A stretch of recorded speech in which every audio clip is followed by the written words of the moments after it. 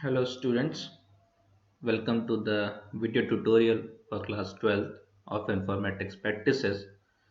Today we'll be discussing the introductory part of the chapter plotting with pyplot.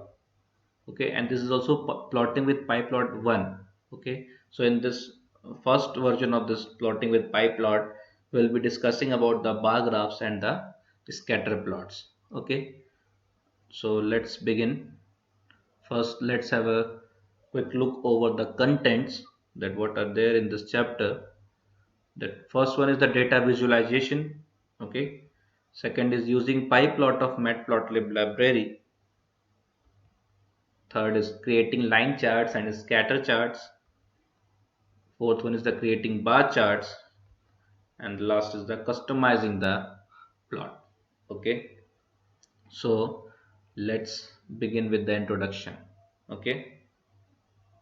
As you know, student, that today's modern age has become very fast and competitive with the pace of the development in all fields of life.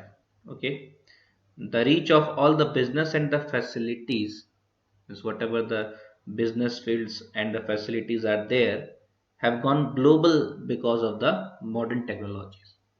So whatever the devices and whatever the new technological things we are using has now become global. Okay, and this has made things easier and competitive, but at the same time data have increased multiple times. Okay, so as this technology is advancing, okay, the pressure on the data is also increasing, okay, multiple times. So whatever the data was there in earlier times, you would have seen that data were in used to be in the bytes or in the kbs. Now that these data are coming in gbs also. Okay, now, so for a simpler task, okay, I'm not talking about the bigger task. The bigger task may involve the data in tvs also. Okay, but right now we are discussing about the normal task. Now we are having even a simple video recording used to take about 1 to 2 gbs. Okay, so you are able to understand that nowadays the this improvement in the technological field has resulted a lot of pressure over the data. Okay, so this has made things easier and competitive also.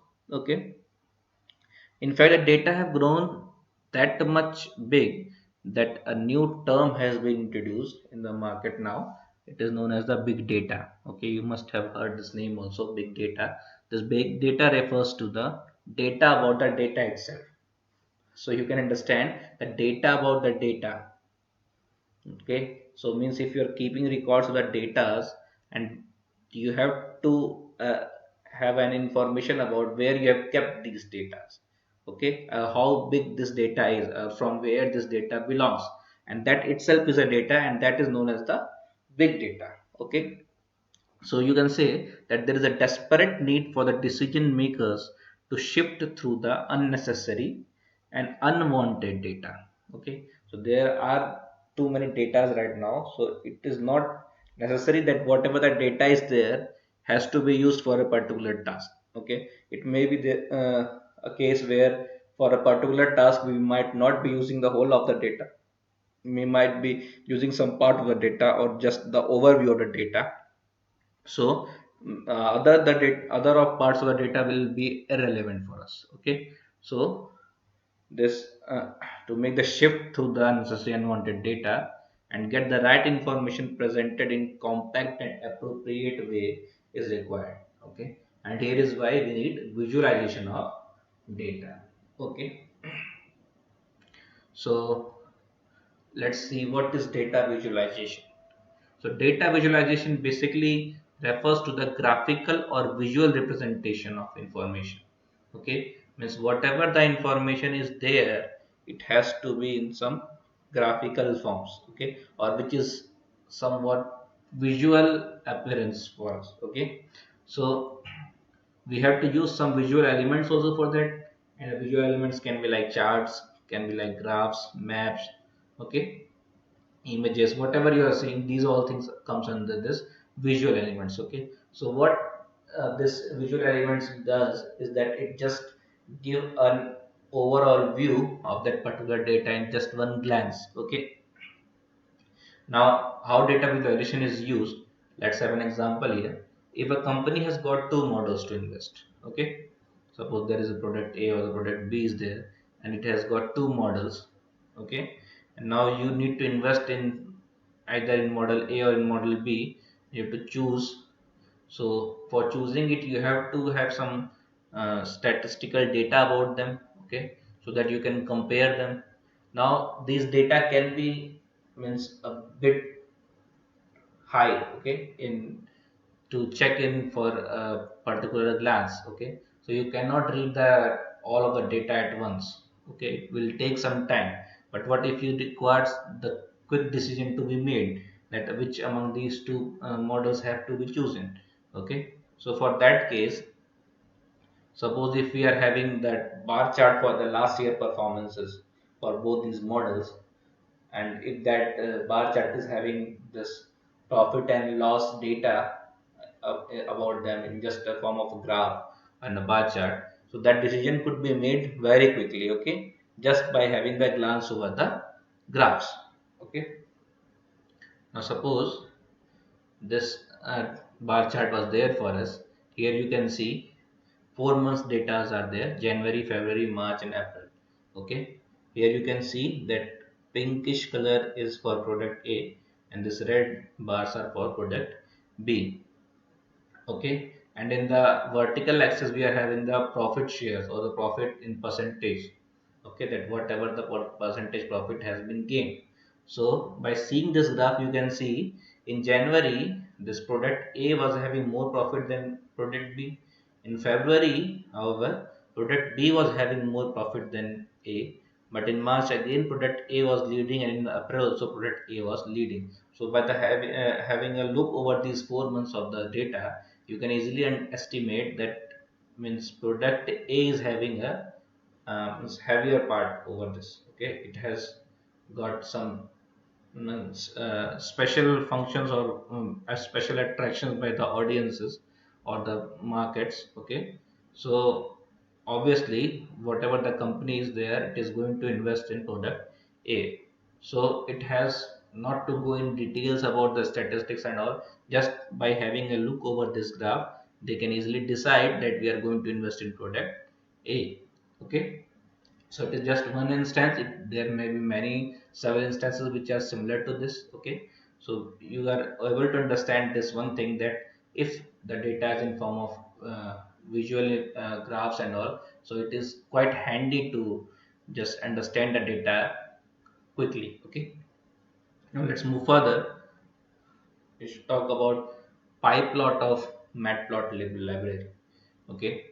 Now as you have used NumPy and pandas in the previous video tutorials, similar like they were the library functions of Python, similarly we are having Matplotlib library as well, okay.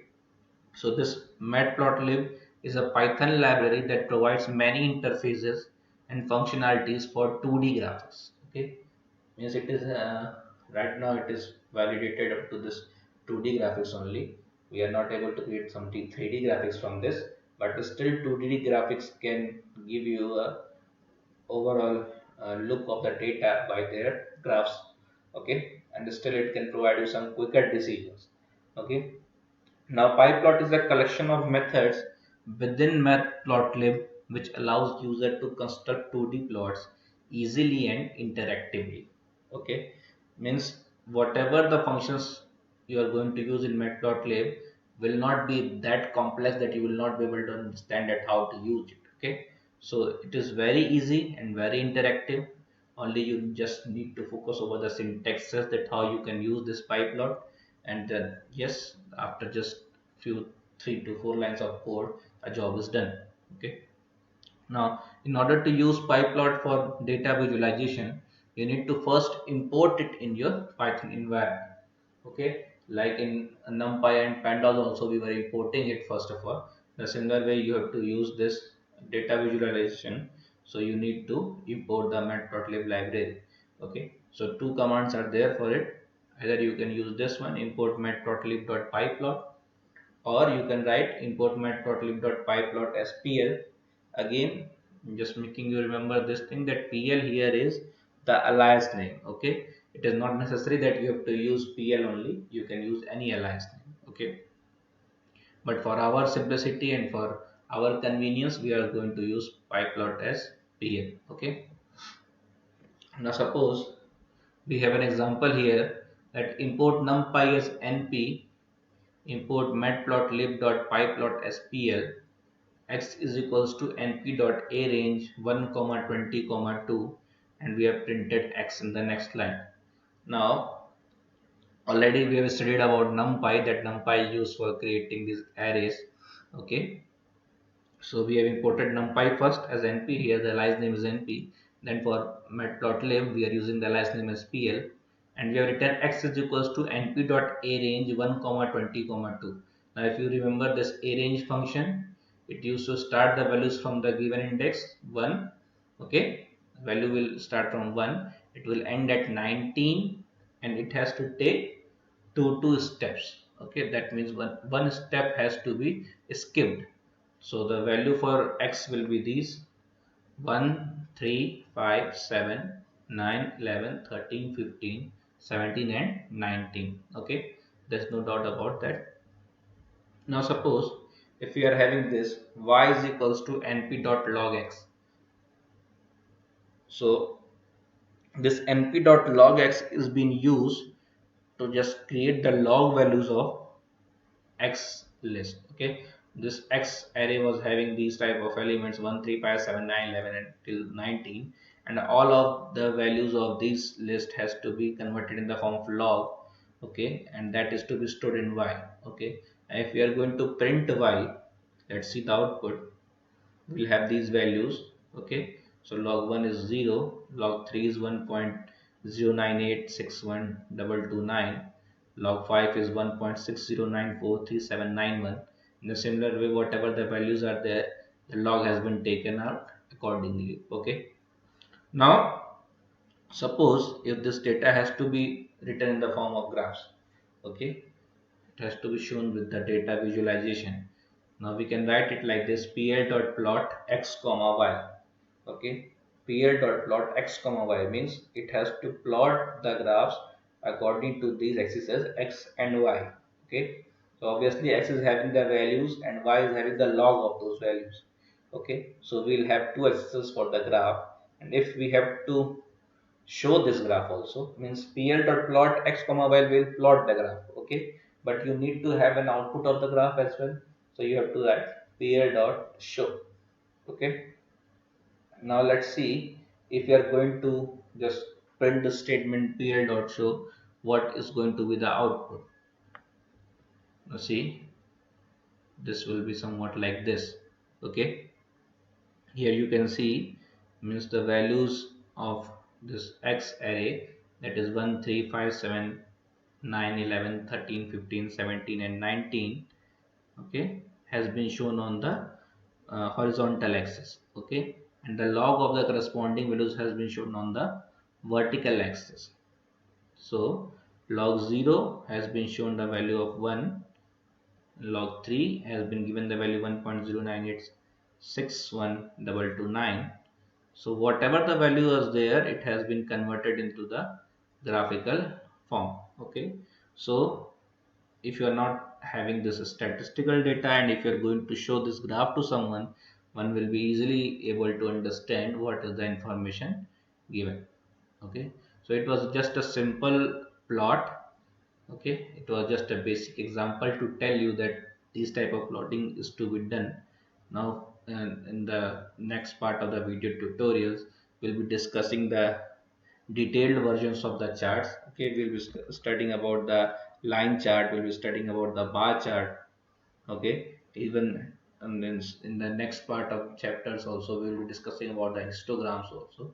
Okay, and also we'll just not create the graphs, we'll work over the attributes also, that we can change the colors of the lines or the bars. Okay, we can change the index, we can give the legends to it, we can provide the special colors for the axes.